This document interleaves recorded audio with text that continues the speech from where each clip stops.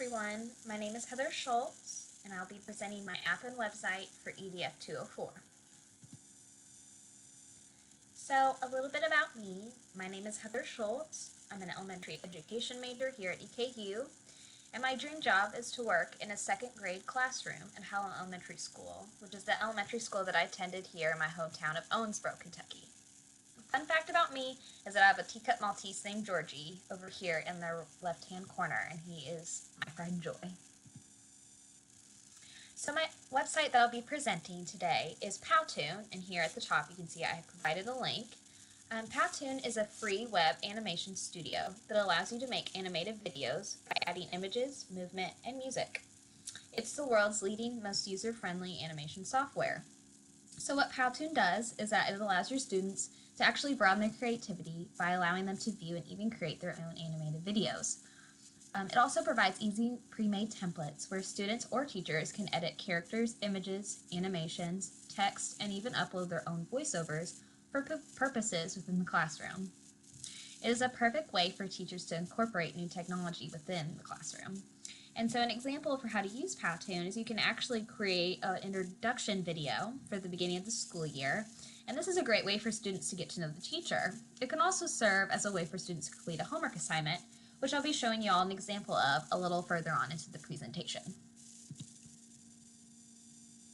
And so PowToon within the classroom. And for diverse students, PowToon has numerous templates that can be modified for different cultures represented within the classroom, whether you choose cultural diverse music, animations, or even languages. Students at grade level, PowToon creates an engaging way for all students within the general education classroom who perform at grade level. And for an example, you could create a video within groups and then share ideas amongst their fellow classmates for how to create the PowToon. Using PowToon for children with exceptionalities, PowToon actually has a variety of different modifications and templates that can aid students with exceptionalities. And for example, it can actually provide subtitles for students who are deaf or hard of hearing. For gifted students, PowToon can both be simple and also very complex. So for those students who are gifted and talented, PowToon can be modified in a way for students to challenge their creative abilities. And by changing the level of creative settings, students of all learning levels can learn at their own rate. And so actually when I was playing around with PowToon, I did notice that there were different settings that you could put it on for how complex or easy you wanted to create a video. And so for me, I'm not great at technology, so I use the lower setting, but for students who are more gifted and maybe more technology inclined, they can use the more complex stage and create videos for that. And so then further on, for ELL students, they can actually experience everything that PowToon has to offer, and this includes modifications with subtitles, as well as many different languages for translation purposes. And again, you'll see in the example that I'm about to show that a lot of the subtitles and the majority of the video is just words for students to interpret and read. And so here are just some screenshots and examples of PowToon.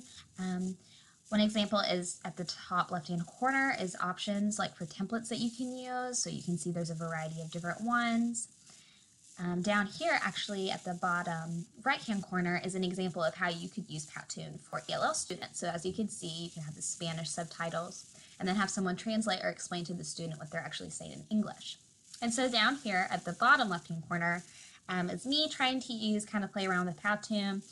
And actually, it was pretty easy to use, and I think that it'd be perfect for students within the classroom.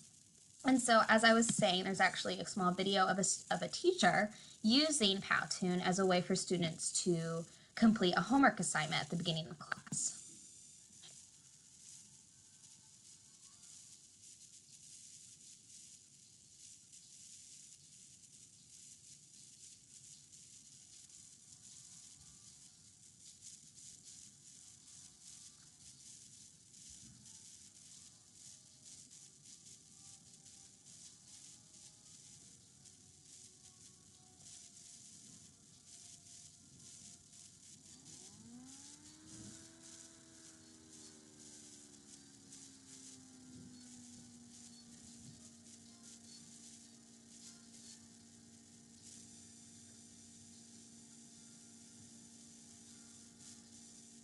as you can see, that was just a fun example of how teachers actually can use PowToon within the classroom to get students more engaged and to even have them enjoy the class even more.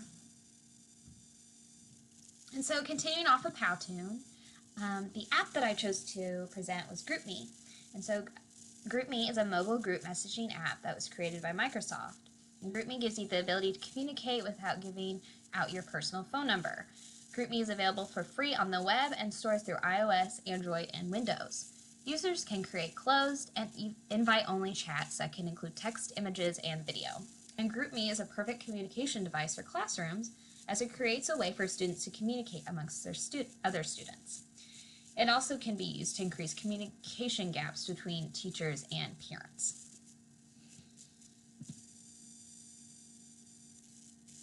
And so GroupMe within the classroom for diverse students actually can provide a way for students and parents to have a platform and communicating respectfully while incorporating a variety of different beliefs, cultures, and opinions. And so for diverse students, it actually allows them, if they're nervous, to talk about their cultures, about them personally. Behind a GroupMe, they can do this safely and encouraging. As students at grade level, GroupMe allows for all students to communicate and collaborate with each other on assignments and even outside group activities. For exceptionalities, GroupMe allows students with exceptionalities to communicate with their peers despite many social and communication barriers. Gifted students, GroupMe can provide a way for gifted students to communicate with each other and share ideas within a small group setting. So actually for gifted students, it gives them the opportunity of leading a group or giving more insight on what they feel can help other students in the classroom. And then lastly, for ELL students, GroupMe allows for students who are ELL to visually see and learn English while communicating amongst their peers. This also allows ELL students to have an extended time to respond as compared to communicating in person. Furthermore, GroupMe also ties in with the diverse classrooms as students with different languages can continue to learn and communicate.